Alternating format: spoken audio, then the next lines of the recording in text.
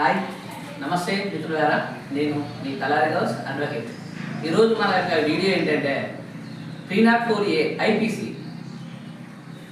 Indian penal code 304A ఏం చెప్తుంది, కొత్తగా వచ్చినటువంటి బిఎన్ఎస్ ఏం చెప్తుంది, 106 ఏం చెప్తుంది అనేది దీని రెండింటికి ఏమన్నా డిఫరెన్స్ ఉన్నదా?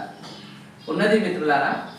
ఏంటంటే పాత ఐపీసీ 2 సంవత్సరాల వరకు కన్విక్షన్ ఇవ్వడం జరిగింది. ఇప్పుడు ఒక వ్యక్తి అనుకోకుండా మరణానికి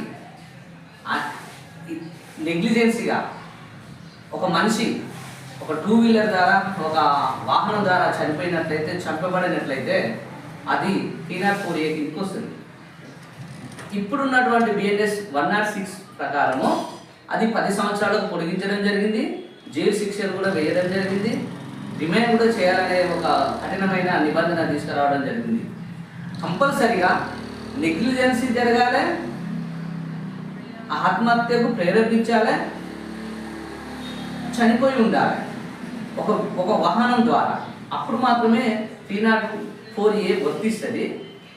కానీ కావాల్సి హత్య చేసినట్లయితే, హత్య ప్రయత్నం చేసినట్లయితే అటువంటి సందర్భంలో ఈ సెక్షన్ వర్తించదు మిత్ర. నమస్కారం.